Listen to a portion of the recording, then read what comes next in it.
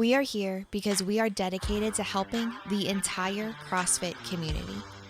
Determined to elevate coaches, box owners, athletes, and everything in between, we believe that this mission will begin right here, right now. While this time and this goal begins with you, our hope is that you take this fire ignited within you and weave it into your own life with the same unrelenting passion to give those you have the privilege of coming in contact with the best hour of their day. Fern, are you aware that there's 6 criteria to be an effective coach? Have you heard of that? Would you like me to list them for you? Because I'm pretty confident you are just found that out. Yeah, I was Googling this morning and I was like, oh shit, I thought there was 2. Here I am focusing on presence and attitude and demonstration. Meanwhile, I need to be able to teach, see, and correct. What's that all about? Should I walk you through all of them? Well, it's unnecessary now. I Googled it. Okay. Yeah, 20 minutes ago would have been ideal. Okay, so enlighten the listeners on what the 6 criteria for which we would evaluate an effective CrossFit coach are. Look at you. You had to throw in the word evaluate in there? I mean, that's what it's for, is it not? I suppose so. I guess. Yes. That would be one of those. Why would we have a criteria for which we would not measure something against? Well, yeah, I was going to say that's kind of like if a tree falls in the woods thing. Like, can you be an effective coach without being evaluated? Oh, the short answer is yes. But how would you know? This is very similar to the question. It's a parable right there. This is very similar to question that like I will talk about this concept in the nutrition lecture, which is could we assume that if you did constantly very functional movements executed at high intensity, but never once logged a workout, that you would be fitter?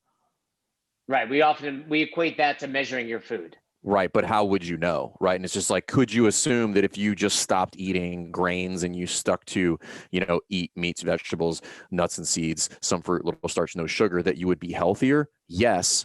But how would we know? Like, how would we know if we were eating the appropriate amount if we were never logging anything?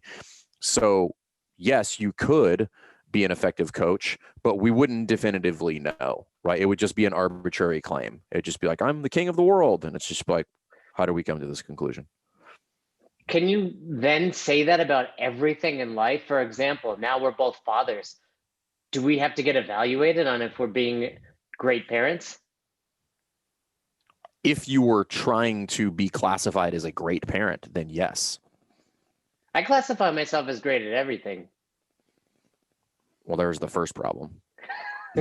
Hey, before we dive into the topic, I do have a question for you. Have you had an opportunity to look at the new girls? The new girls. Oh, you're so far behind, dude. It's getting hard to carry you. I'm just going to say it's getting challenging. Now Is that it because your legs are short or because you're weak? Because I have no problem carrying you. Yeah. Short, stubby, and weak is no way to go about life. No, there are 6 new girl workouts. No, I have not taken a look at them. Yeah, so they're basically what are being classified as quote unquote cousins of originals. So there's kissing cousins. Are these kissing cousins? Kissing cousins. That's a Virginia thing right there. No, I think I don't remember them off the top of my head, but I know the first 2 are basically takes on Grace and Isabel. So it's like 3 clean and jerks. I want to say 3 burpee over the bar for the Grace version, and it's obviously snatch for the Isabel version. There's one that's a take on Linda. There's one that's a take on Barbara. I believe that's called Barbara Ann, etc. But I don't know. I feel a little strange about it, to be honest. I feel like they're long overdue. I feel like we need new benchmarks that are not necessarily, however it's like, I hope we never see another hero workout. Like, I don't. Obviously, for the reason that we don't want to see hero workouts, right, because it means someone's passed away. Right. So, but I do think it's time, because I don't think it's a stretch to say that the community has adapted past the original girl workouts. Like they've been peaked. We've hit, like, I don't see any of these workouts being done any faster. Like, you can't do them any faster. Well, yeah, I think that's really a topic in and of itself. It's that back in the day, remember this about Fran? If you had a sub 5 minute Fran, like You you were a were, boss. not only were your boss, like CrossFit at one point gave out like $500 if you can film and prove you could do a sub 5 minute Fran. And Yeah, then I remember now my washed up ass can do it in 2:34. to humble brag. So, and then one of my favorite videos ever was OPT doing Helen. I've talked about this quite some time and numerous times, partly because I love. Do you remember CrossFit used to just use mashups? You remember mashups? Mm-hmm. The mashup they use in that OPT video is like "Simple Man" by Leonard Skinner, which is like my walkout song. You know, if I had a fight, like that's what I would play. What would your walkout song be? Oh, that's close. Uh, Probably there's a couple of Bush songs that I would probably use. Like, Glycerine? no, maybe is it Chemical Romance? Is that right? No, chemicals between us. Chemicals Is that? between us. Yeah. That's It's right. but Yeah, yeah, sorry. it's a weird Yeah. walkout song. Well, Anyway, it starts slow and then it picks up. That's why walkout song. Anyway.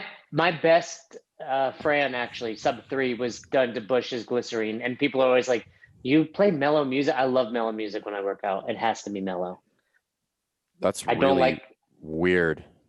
Why is that? The other thing is like maybe like there's a couple songs done by Seven Dust that might be like a good walkout song. Like I could do some or Audio Slave, potentially some. Yeah, I used to there's coach some the good ones out there. guitarist from Seven Dust Really? in nutrition. Yeah, and his wife What's his name? Clint and Tara. He just made that up. No, I swear if you Google that, I think it was Bob. Seven. I want to say it was Seven Dust. I know, I'm almost positive it was Seven Dust. I don't, I like a little Bush, like Glycerine. That's funny. I like a little. That's what she said. But I like Glycerine. I like Chemicals Between Us, but I'm not a heavy metal guy. Like a handful of Metallica songs, but I don't like working out to hard, fast music. Maybe some rap because I like the beat. But my attitude has always been external factors can jack your heart rate up and get you to this adrenaline dump. You need to stay chill. Right. And but anyway, my walkout song is "Simple Man," and I don't. If you say anyway, this walkout song like you're like it's being used in some way, like when you walk, like when you walk into the kitchen, is that playing in my office at around 2 o'clock every afternoon? So, but the point was, yeah, these workouts, like I don't think when Coach Glassman designed them or whoever was helping him at the time back in the day, like your point being they're maxed, like they're capped. Right, they're maxed. No one. They're If you're getting any faster by like a second or two, it's where you position the bar. It's did you hit it has the nothing to perfect do with range of your motion? fitness. It has nothing to do with your fitness. Yeah. Yeah, even look at Mary that we did at the games a couple of years ago. Like even that's getting to and that's a 20-minute AMRAP, and a 20-minute AMRAP would have the most room for improvement. 24 or 25 rounds, I think, was where Carrie they peaked out Pierce, there. I believe, won both the men and women, and yeah, I mean, point is that one, the 20-minute AMRAPs, like the Cindy's, the Marys, where there's just time. I think we'll see some improvement, but basically marginal. Right. It becomes okay. A handstand push-ups takes a second, a pistol takes a second, a pull-up takes a second. Minus some transition time. How fast can you actually do it? But I think at this point, really, what we're talking about at that level, whatever this is nerding out, but like at that level, when we're talking about the differences, I don't think you were actually talking about capacity. This is when we would have to have like a no shit objective conversation about range of motion. Like this athlete has shorter limbs, which just allows them to cycle faster, right? Or we're really talking about like their body weight is different, so the power output while moving at the same that same pace is actually equal, even though they did more reps potentially. Like that's a real scenario mathematically that could work out. So that's an interesting topic, though. I think they're peaked out, but like that's kind of the point, right? I think it's cool to see those that we can still do, or that we can evolve past them. And then now we have like new, because like I don't want to do Fran anymore. Like I don't want to do Elizabeth. 234. Right? I mean, well, let's talk about that in a second. But I think you brought up an interesting point. Is it fair to compare? Okay, let's just use you and I. We're doing Mary, and clearly I smoke you in reps, right? Like I do way more reps than you. That's undeniable. What's your best Mary? I think it was probably close to 15. Oh, well, then you're definitely not beat me. Well, I meant 20 is what I meant. Right. Yeah. You're right. Yeah. Nice try though. Yeah. I do remember whenever I did it, I basically gave myself rhabdo on those pull-ups. That's the big hang up is the pull-ups. Is like, can you just But rip I was those able out? to go unbroken on those. Like I had decent pull-ups back in the day. But the Yeah, my point best ever being, is 17. 17 pull-ups. No, 17 rounds of Mary. Yeah. So, but my question would be, is it ever smart or reasonable to compare, hey, well, Ackerman, you got more rounds than Fern. You weigh 30 pounds less. Your range of motion was shorter. Do you think we'll ever see stuff like that, either A, in competition, or you just shaking your head no? No, I don't think so. I don't think it's not worth diving down the rabbit hole because now there's no way to create like you could do it, right? It would be like wrestling. There's weight classes now, at which point like it kind of takes a lot of the fun out of it, right? Not to say that wrestling's not exciting and all that kind of stuff. I mean, if you think about mixed martial arts, like the cool part was seeing Gracie choke out a dude who's 400 pounds. Everybody's like, there's no way he can beat this guy, right? So what we should be looking for is like who has better technique, not like who's the exact same size and just has better power output, right? Like, so that's why I don't think we'll ever see it. I don't think anybody really wants to see it. Like I want to. It would also stop progress in my personal opinion, right? Because I think if there becomes an immediate excuse, right? So like the big guys don't have to be as good at gymnastics, right? Versus, well, like, listen, if you want to win, just get good at gymnastics. Like nobody gives a shit how big you are or how small you are, right? It's the same thing, which is like, yeah, you're small, cool, get stronger. Right now, we're talking about the sport. We're talking about the sport. Like for your normal folks, like you're just looking for progression across the board, like just getting fitter. But when you put that in there, and now people no longer have to meet these metrics, right? Then everything changes, and it's different when we're talking about something with mixed modalities, right? So like in weightlifting, that makes sense because mass moves mass. Like at some point, like you just need to be heavier to be stronger. Right. So of course. No, I agree with you. And I like that idea too. Someone that pops into my mind is Spencer Hendel, one of the big tall dudes. And, he's someone who over the years you've seen his gymnastics improve. And I like the fact that I can do a workout against him, knowing where I have the advantage being short and small, knowing where he has the advantage being tall. And let's be real, it's a balance. If you look at broad time and modal domains, it's going to wind up being a wash. Yes, wall balls and rowing are much harder for me. Handstand push-ups and pull-ups are much harder. I enjoy the debate. Just you hear it, and I think most of the time people are bringing up size. It's just trash talking.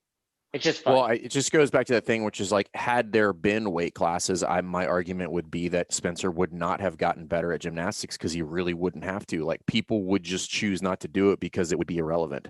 Because everybody in the weight class would just not like collectively make a decision, but like within the sport, it's like, yeah, nobody gives a shit about that. Like we're all just going to not do that. We're just going to be really, really strong. And the lighter folks would just be really, really great at gymnastics. And I think that's the beauty of it, is that it forces the adaptation, even if you might be kind of like outside of the size range.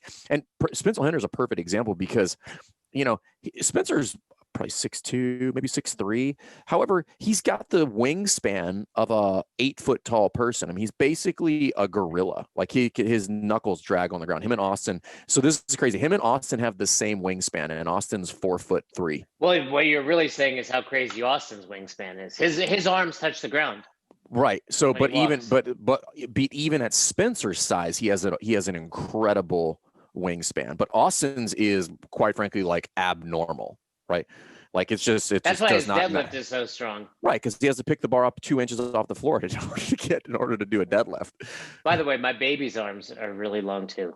I don't know if that's normal. Can she put her hands over her head?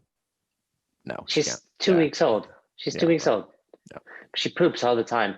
No, that's an interesting topic. So are you really suggesting you enjoyed the old school UFC when it was anyone versus anyone versus, I don't know, are you a big fan of the UFC?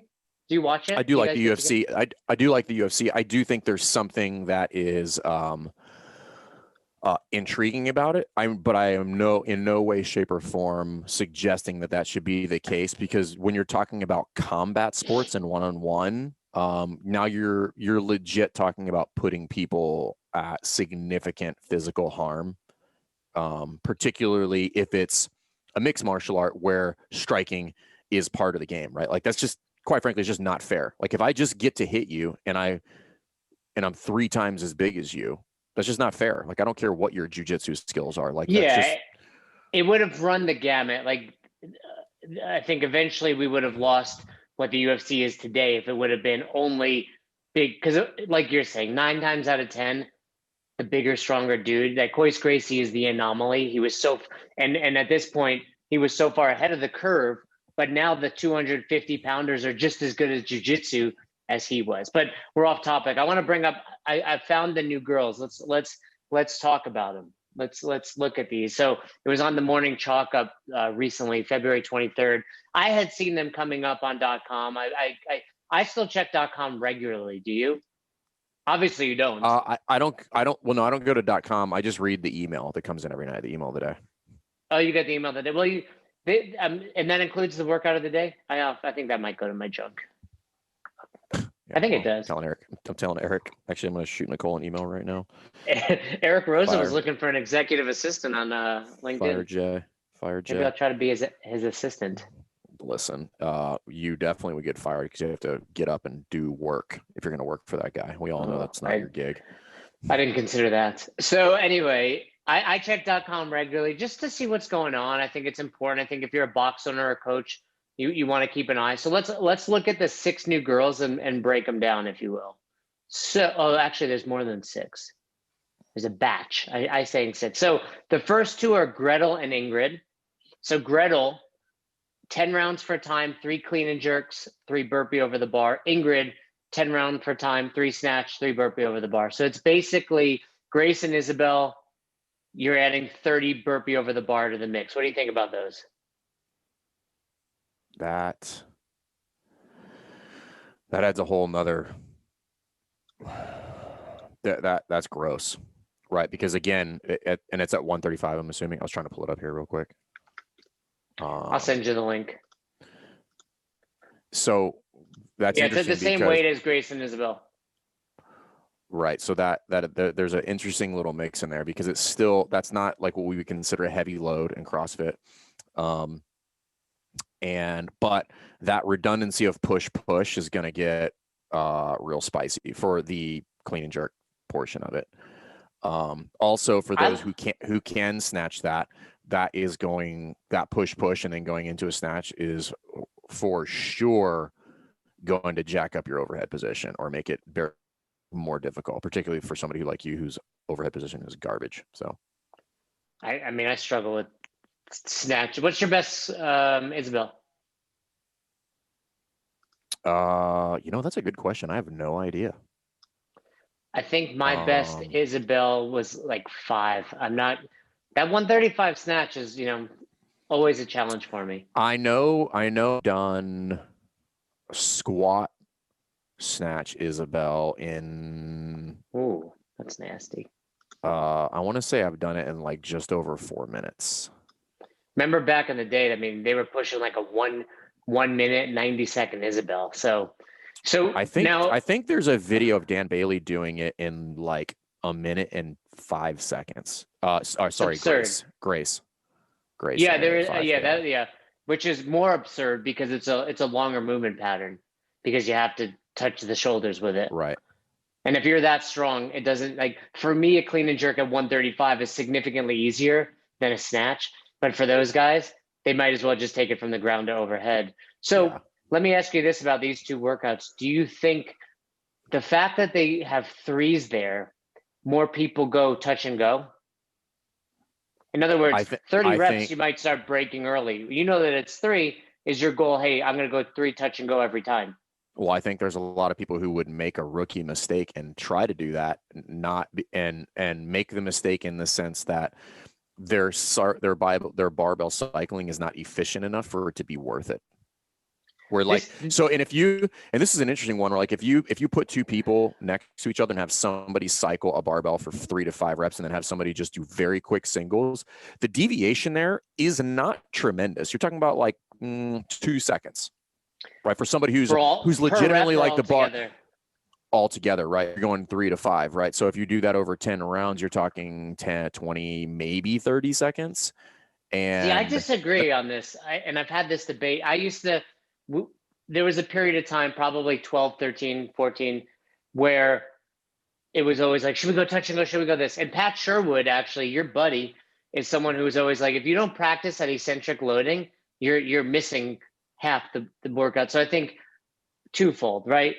Time and a place to purposely break it up because efficiency and score, but time and a place for you as the coach, box owner, or athlete yourself to force yourself to go to, because it's, we fail at the margins of our experiences. If we don't go touch and go, we don't go touch and go. And I've had that experiment with people. I can't, it wasn't like a valid experiment. There was probably one person, the sample size was very small, but over the course of 10 reps, it was closer to like 15, 20 seconds. I guess not that far from what you're suggesting, but that's 30 seconds in a workout, which might seem insignificant, but in a competition standard, a competition that's substantial. And my argument always was, if you as the participant, you as the athlete is thinking to yourself, I should break it up, all you're telling me is, you're not fit enough. Because I'm telling you, Matt Frazier, Dan Bailey, they see a workout like 30 reps, they're like, okay, I'm going unbroken. They don't consider, when should I do this? When should I break, etc. Yeah, well, the other thing that you actually really are kind of maybe subconsciously telling yourself is like, you should bring the load down, right? So this goes into how do you achieve the stimulus of a workout for one of these? We could agree that based on that workout should be done unbroken. Like if we're talking about like how it's supposed to be executed, it should be done unbroken. At which point, even Grace and Isabel, you can argue that. Yeah, I mean, if we're talking like top of the heat, I mean, even years ago, like I would basically, when I would try to hit that one really hard, I think the fastest I've ever done, Grace, is like 205, maybe, like nothing to write home about. But I would be able to do about 20 to 22 of them unbroken, and then full scale implosion would happen. Right. Like it would take me the additional minute to get the last 8 reps. So if you're trying to maximize intensity for some of these new workouts and you wanted to give them a test run, my recommendation is like, don't do them at a weight where you're just like, I'm not sure, right? If you're like 30 reps or if you're looking at that and you're like 135, I'm like, that's going to get a little gross. 115. Or pick a weight you're like, for sure I can do that unbroken, and do it unbroken. Go lighter, even go 95 or whatever. Right, but like 115. I say 115 because 115 is like my whoopee weight now. It's just like I can just throw that on the bar at any given point and do any workout. Like that's okay for me at this point. One arm snatches. That's not a good thing. But my point with that was just like, go lighter and then see what it feels like. Because if you make that mistake at 135, you didn't really actually realistically execute that correctly. So it should be like three snatches, fall down on the floor, trip over the bar, fall down on the floor, trip over the bar again, pick the bar up, and then repeat that for another 9 rounds. I think that's a valid point for any workout, but we forget about it often, where instead of just thinking about scaling or going RX, choose a workout that allows you to go unbroken. Choose a weight that allows you to go unbroken. Our buddy Donnie Forbes, he talked about it in an episode a long time ago, where he used to have the Jackie workout, which is a 1,000-meter row, 50 thrusters at 45, 30 pull-ups. And he said anybody at his gym that can beat the regional time, because it was used at regionals about 10 years ago, with PVC would get a free membership. Right. Because and that's when we say program for the best, scale for the rest. I think I would challenge some of the listeners for Grace and Isabel, load up a barbell to a weight you think you can go unbroken and see what happens. Even if you do it at 75 or 95, your heart rate's going to go through the roof and your grip's going to explode. And I think for too many people, this was a thing back in the day, the RX Plus routine, where it's like, oh, I'm going to do Fran at 135. Why? Because it's fucking easier at 135, because I'm going to do 7. I'm going to place the bar down, doing 21 reps unbroken at 95, then 15, then 9. In my opinion, obviously 135 is, again, we're pushing the boundaries.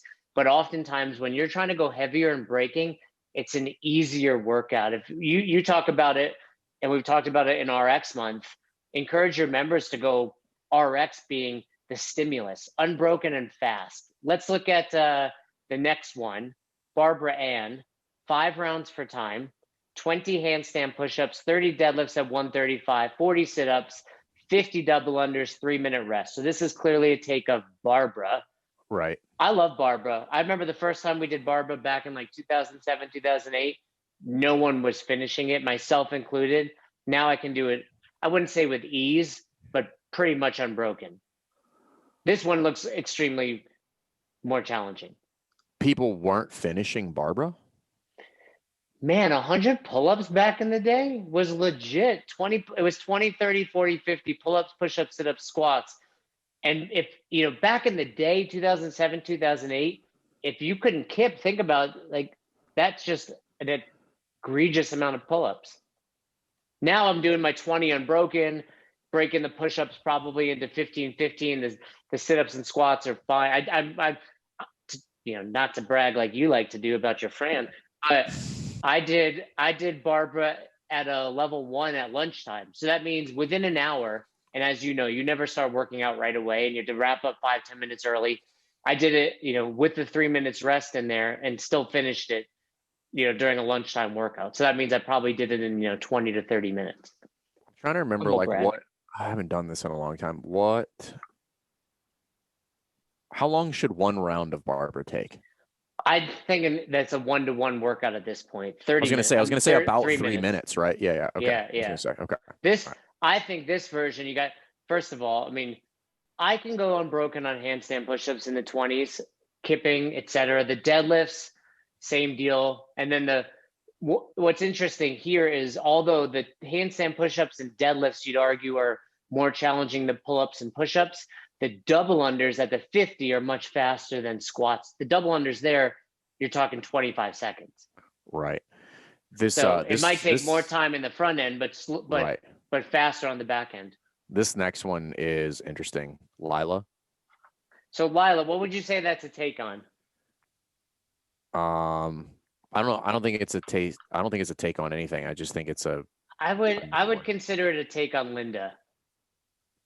Not really, but you got the 10-to-1 aspect, right? But L for Lila, right? It has the same format, and there's a body weight component of it, but I guess, but the muscle that is. We got the gross. Body weight there, where Linda's based on your body weight as well. Right.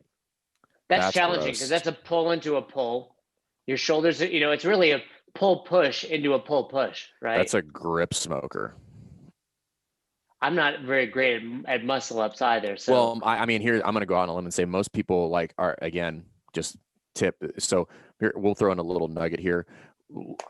Here's where I think a lot of people would, and again, this is something that we teach people. When you brief this, a lot of people would leave out a very, very, very important component of giving this brief. So for those of you who don't know the workout, it's 10 down to 1, muscle ups and body weight clean and jerk. And most people would be talking about the clean and jerk, and they would leave out the fact that is 55 muscle ups, right? And it's just be like, that is, most people, I'm like, that immediately right there is inappropriate for 9 out of 10. They're going to spend forever getting through the first 3 rounds, because again, I'll help you guys out in giving your WOD briefs. Mathematically, finishing the round of 8 is halfway.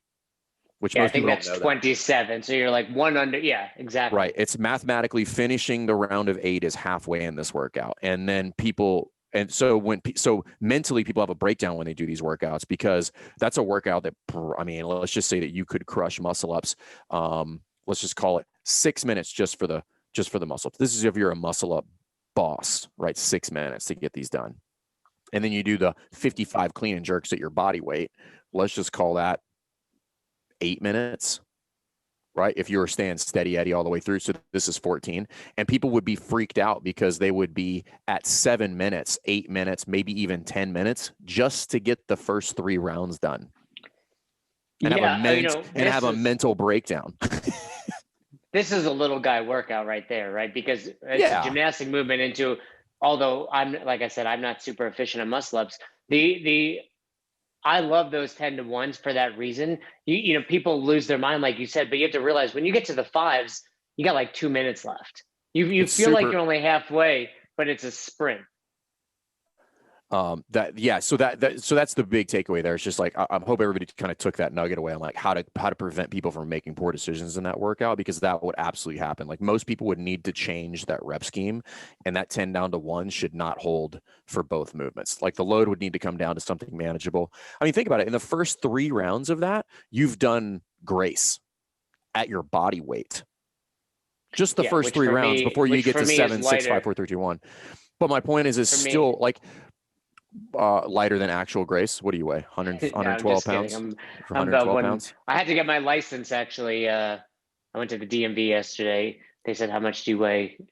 And I said 140. I beefed it up a little bit. I beefed it up by a pound or two. Did they also ask you, are your parents here to accompany you to get your permit since you look like a small child? It was crazy. There was like some teenagers clearly getting their license, and they look like they're 8. I'm like, oh my goodness, I got to get off the roads. So let's look at Ellen. 3 rounds for time, 20 burpees, 21 dumbbell snatch, 50s and 35s, 12 dumbbell thrusters. So the dumbbell snatch, I assume, is alternating, gets 21, but then it says the dumbbell thrusters, dual dumbbells. That's a shoulder burner right there.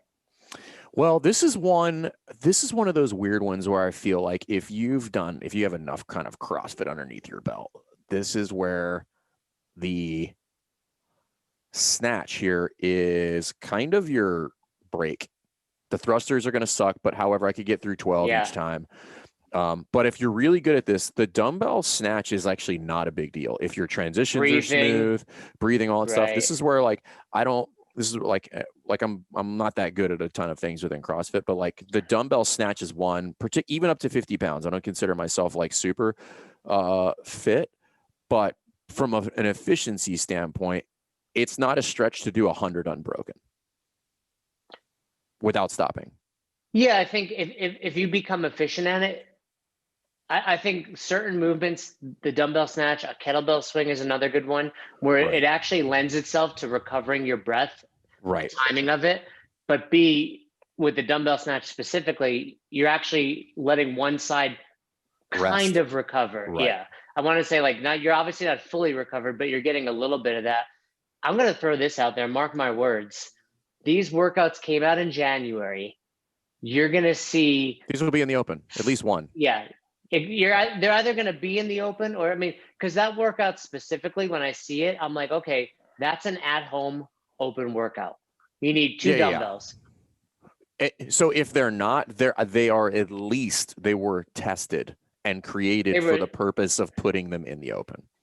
Yeah. And if not, like some sort of variations of them are definitely going to appear. Maybe it'll be at the sanctional level this year. I don't know exactly how that's going down, or at the games. We will see these on the competition floor. I will take that to the bank and I will make that bet. So if you're trying to prep your folks for the open, like go no further. You should be sprinkling these in. You should sprinkle these in over the next couple of weeks. So what are we, like 4 weeks out? No, 2 weeks. Not even. Yeah. 2 weeks. I'm going to tell you this.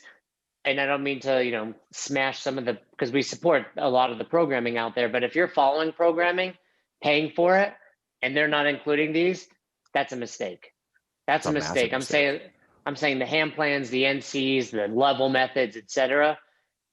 If they're not throwing these in there, at least most of them, I don't think you have to do all of them, That's a problem. Let's look at Andy. Your programming starting in January, if you're trying to kind of like in air quotes prep people for the Open, should be super CrossFitty. It should follow the good old Pat Sherwood is just like live your life in triplets and couplets, go heavy once a week, go long occasionally. Like you should be hammering triplets and couplets, and you should be crushing workouts that are engine based, that are largely 15 and less minutes.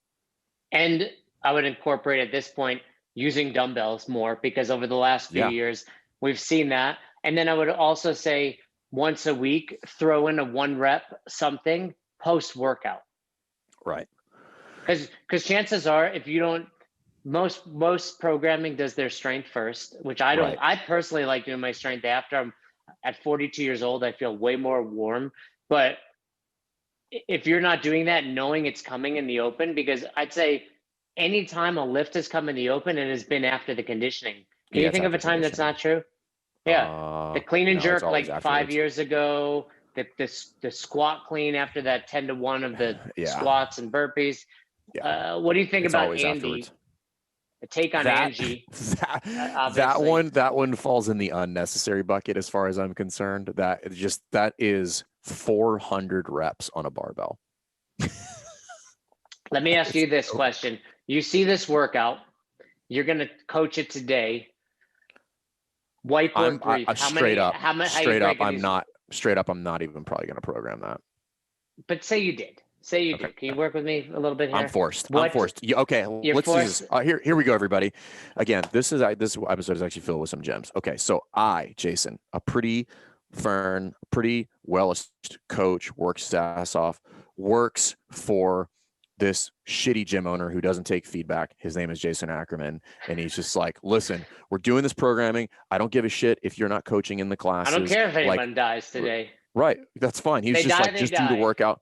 They die. And I'm just like, So then I contact these guys from Best Hour of Their Day. And I'm like, listen, I work for this dumpster fire of a gym owner named Jason Ackerman, who likes to say that he owns 3 affiliates. Yeah. Who likes to make, he likes to tell everybody they own 3 affiliates, which clearly we know weren't good ones based on the fact that he put this work out. Did this guy write a book too? Right. Yeah. And I don't know how to do this in a 1-hour class with largely beginners. What do I do? Let's say, first of all, you're not that great of a coach then, because this is easily fit into a 1-hour class. Right. If we just start at the second people walk in the door, I'm like, here's your barbell. Here's your barbell. This is a sub 20-minute workout. You've lost your mind. You don't think you could do this I might actually do this in the garage today. That would hurt. 100 hang power snatches at 65. Well, it might be. So the workout. We haven't read it out loud, right? So it's 100 hang power snatches at 600. So guys, we have 400 reps on the barbell. Everybody, right? 4 movements are hang power snatch, push press, sumo deadlift, high pull, and then front squat. It's 100 reps of each movement to the next. For the most part. It's like Angie, but they don't know Angie, so we're not going to brief that part. Like if you've done Angie, it's like that, but completely not like that, because those are all body weight movements. So, well, you're going to get this question as you brief. It's like that in the sense that they have the rep 100 in them. Okay, but be the annoying client and ask that question. But they're going to do this. Can I break it up as I want? And that's your answer is going to be no. You have to complete 100 in a row. Right. You can break up the 100. You're going to get that question. You can break up the 100, but you can't move forward on a movement until you finish 100 reps. So from here, the load that you should be using is you should be able to do 20 reps unbroken. That was my question. Right. What rep are you throwing out there? 20. Preferably 30. 20, preferably 30. Yeah, but we know that at 20, if you could do 20, you could do 25. Like you're peaking to the point where like if you could do 20, realistically, you might be able to squeeze out 30.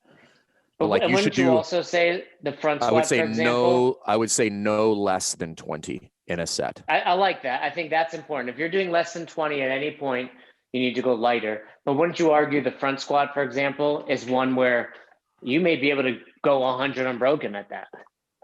No, definitely not at the end. Like your midline is going to be so smashed, and that is going to crush you. You couldn't even get people to do 100 med ball front squats with a 14 and a 20. I might try to go 50-50 on that. I mean, if you're looking at these four movements, you are not doing 50 and 50. the push press. 50 and 50 at 65. Well, think about it. Here's some other references I I am would thinking throw out about there. it, and I'm willing You're to make not. this wager.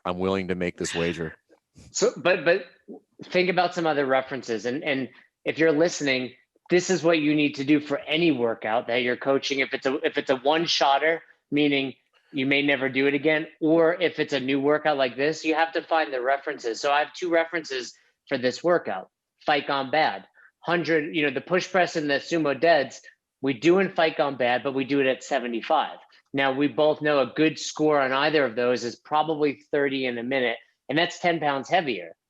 I believe you could go closer to at least 40, if not 50 on the push press, because I've done 40 at 75 in the middle of Fight Gone Bad.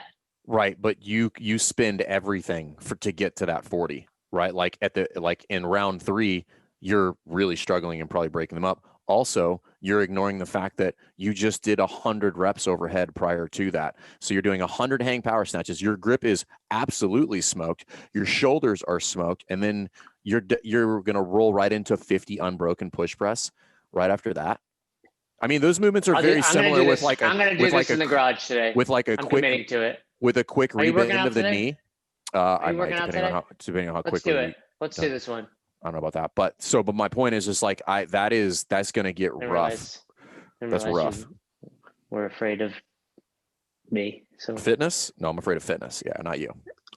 This is a great garage gym workout though. I mean, I'm like I said, like I'm training in my garage right now because of the baby. This is a great, hey, grab PVC, give me 20 reps of PVC, grab an empty bar, give me 15 reps in an empty bar, throw some 10s on there. Cool. Do 5 of each, take 2 minutes, 3, 2, 1, go. I mean, this is a 30-minute get in your garage. This is a dad bod workout if I've ever seen. I mean, really a lot of these are, but this one in particular, quick warm up, 20 minutes in, get out, and you're good to go.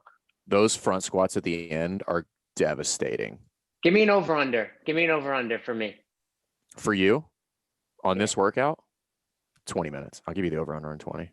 But I'm taking the over. I'm taking the over. So you're thinking about taking more than 20 minutes? Yeah. I think you're massively on. So I mean, just do that. So like, let's just say you could do them all, right? So like you did 40 reps in 1 minute for Fight Gone Bad, right? So all of these are taking you a minimum of 2.5 minutes. That's 10 minutes.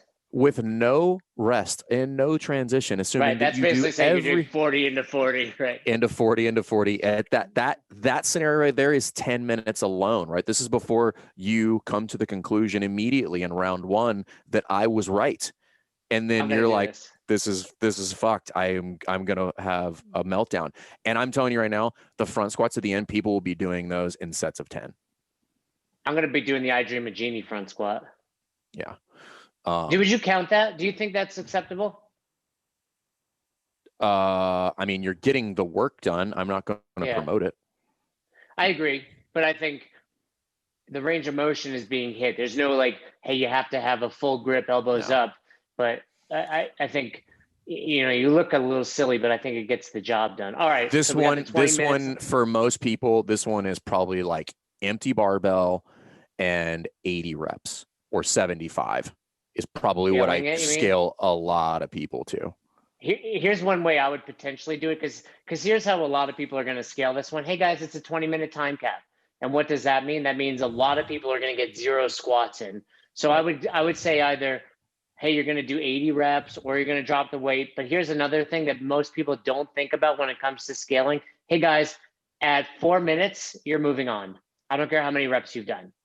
So if you're at 70 reps on that hang power snatch, cool. 4 minutes in, maybe 5 if you want to just hit the 20-minute marker. You have to move on to the next movement at 5 minutes. I think that's a good way to scale it. Yeah, well, it's going to put you in the intended stimulus. What I'd be curious about is like what their reps are at 4 minutes. Right. So you keep track of that, and then next time, okay, your goal is to finish it or get more reps per little per 5 minute or 4 minute chunk.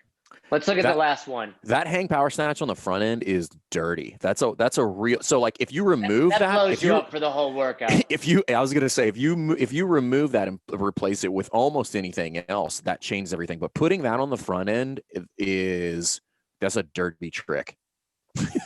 Yeah, that's like having an assault bike buy-in, and it's like now I never recover. Right. I'm smoked for the rest of the workout. That really ruins you for the rest of this. That's why this gets real gross. Because I mean, even doing like 30 hang power snatches at 65, like doing that 3.5 times, that's gross. Do you hook grip on that? Fuck yeah. Yeah, I would. I think some people wouldn't. And then this is before we talk about half the people that are going to try to muscle snatch these. Yeah. Which you could do. Do you open your hand at the top of that? For this one, I'm probably like not every single rep, but I'm going to strategically be playing with my hands a lot on this one. Yeah. Even moving the distance, just so it hits your shoulders in a slightly different way. For the hang power snatch? Yeah, I'm saying I might adjust my hand position in and out throughout every time I pick it up, just so it just taxes you slightly, because it's a light enough weight that I can put it overhead in a pretty narrow position. Right. All right, you ready for the last one? Can we get to this? Lane, 5 rounds for max reps. So this is a take on, what's the workout? What's that workout? 5 rounds, it's max reps. Shit, I'm drawing a blank. 3/4 body weight. Nicole? Well, Nicole is a 20-minute AMRAP, but there's another one. Oh, Linda. Well, no, Linda was we referenced earlier. It's 10 down to 1. No. It's deadlift, hang clamp. Lynn is bench max press body weight, bench press, max body weight, right? Yeah. So Lynn is actually named after Lynn Pitts. Long time. I don't know if she's still around in the CrossFit world, but she spelled her name with an E at the end, and Lynn was spelled with an E at the end. Many people don't know that about the original girls. They were all involved in CrossFit. Nicole. Yeah, they were all like people that were doing CrossFit at the time. Yeah. Yeah. So Annie Sakamoto. Annie's a great one. So Lane is 5 rounds, max reps, 3/4 body weight hang power snatch, handstand push-ups, rest as needed between rounds. So you're going for total reps. Yeah, but this is interesting because this one is intended to just smash your life. Especially shoulders. Because Lynn, for me, that's pushing into pulling. Right. So that's me. Max reps at hang power snatch at 140. And then max handstand push-ups, rest as needed. So again, rest as needed legitimately means rest as needed. So you could take 5-6 minutes between these sets if you wanted to. And you should, if you shouldn't be egregious. I would cap everybody probably like, hey, 6 minutes on the high end rest. If you're going to do 5 rounds of this, like. That's interesting because Lynn is programmed the same way.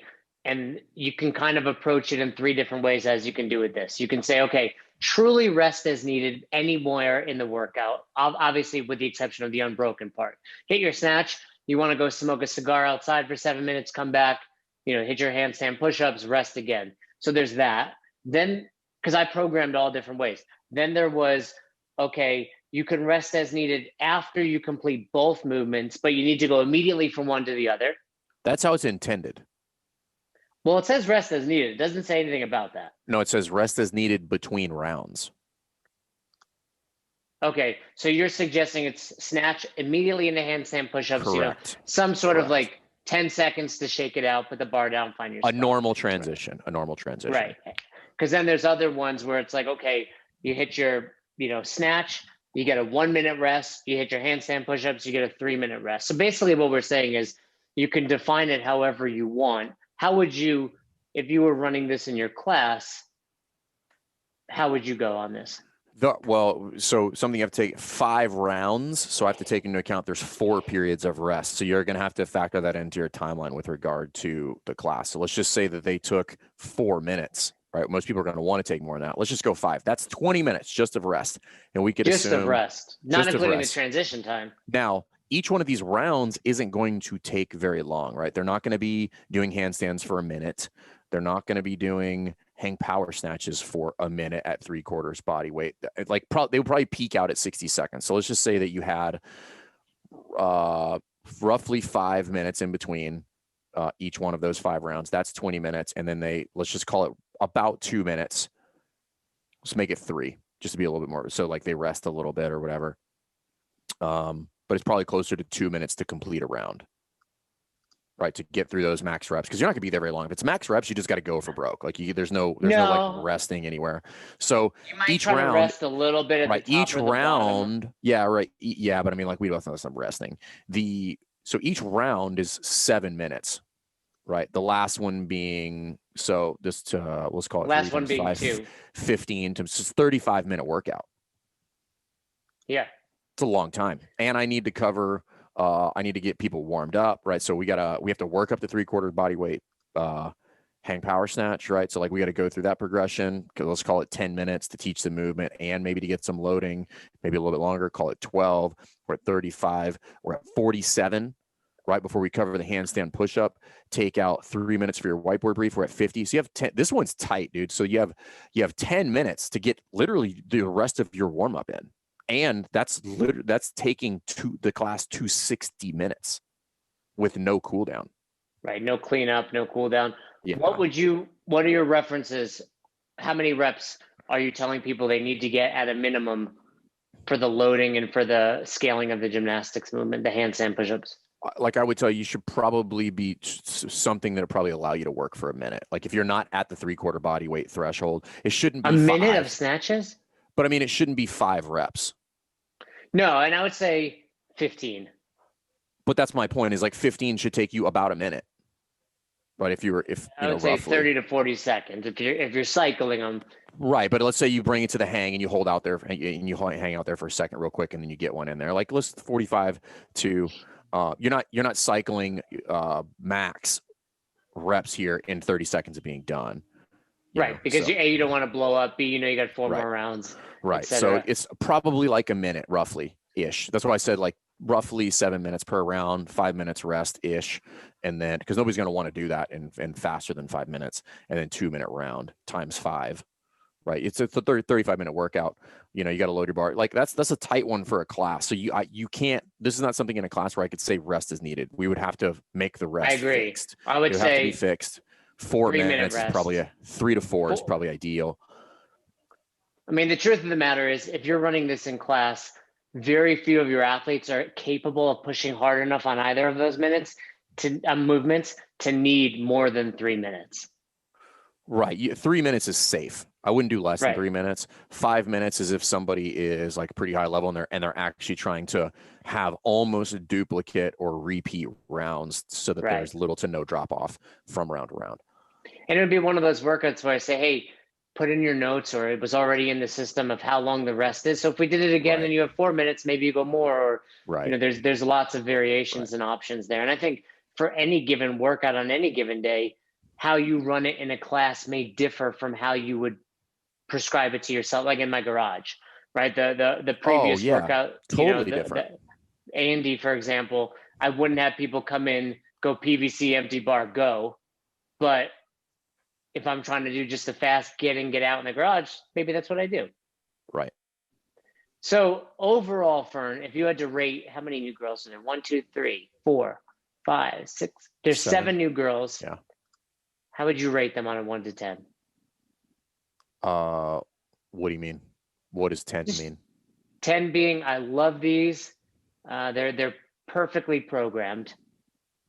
Well, no such thing. I would give a high level of applause for the only one that I would give a down check to might be Andy, but that's not because I don't think it's a good workout. I just think it's inappropriate for most.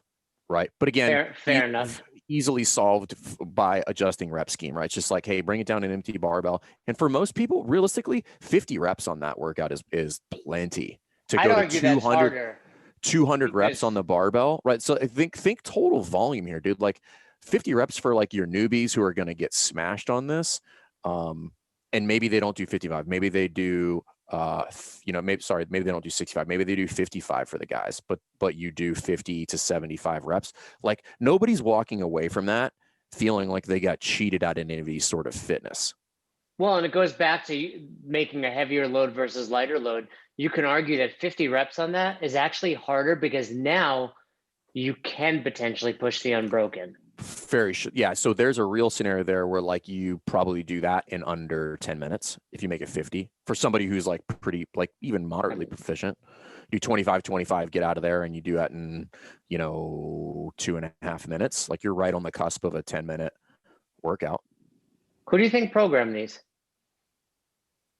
I'm sure Dave had a lot to do with that, and then I'm sure Boz sprinkled a little bit of his magic in there, and probably a handful of other people that are, I don't know. I mean, I don't know. Be curious, but I would my first two would be like Boz, Dave. I don't know who else is playing around with the programming these days, but for sure, I think those two had a hand in it. Yeah, because I think, like we've said earlier, they're gearing these up. These are going to be very open-esque, and they are open-esque workouts. Look at them. Most of them are very. I don't think any of them require more than one piece of weightlifting equipment. Obviously bumpers and a bar, but right. You don't need a bumper, bar, dumbbell, kettlebell, etc. You need either a barbell, it's body weight or a dumbbell. Barbell. Yeah, it's body weight barbell, or it's just one. All right, Fern, I'm gonna go warm up. Hit Andy in less than 20 minutes. Come back, talk some trash. Yeah, feel free to videotape that for the peeps, since you've yet to do Fran. So, there's that. I'll do. I think, is it true once you have a kid, you kind of have a recalibration of your fitness? Meaning you get less fit? Well, potentially, but I mean more so like pre-baby, post-baby, like new PRs, like when you come back from an injury type of thing. If you're a woman. Yes. Not the dad? You have quite literally done nothing through this. I was up in the middle of the night last night feeding that thing. Well, that thing, your daughter, your thing. offspring. I don't mind it that much because then she like sleeps on my chest and I just kind of lay there. Snuggle time, pretty crazy. Yeah. All right, dude. Great chat on these new girls. If anyone's listening and they're trying them out or have some feedback for us, we'd love to hear, because we're not going to do all 7 of them in the next couple of weeks. Also, if you're listening to this episode, not in the next couple of weeks, but over time, I want to hear the input. So Katie, put out there, do people think I can do this in less than 20 minutes? And I'll let you know on a future episode. All right, guys. Thanks for listening. So you never miss an episode of the podcast, subscribe to our YouTube channel and on all major podcasting platforms at Best Hour of Their Day. Thank you so much for tuning in and for being a part of the best hour of our day. See you next time.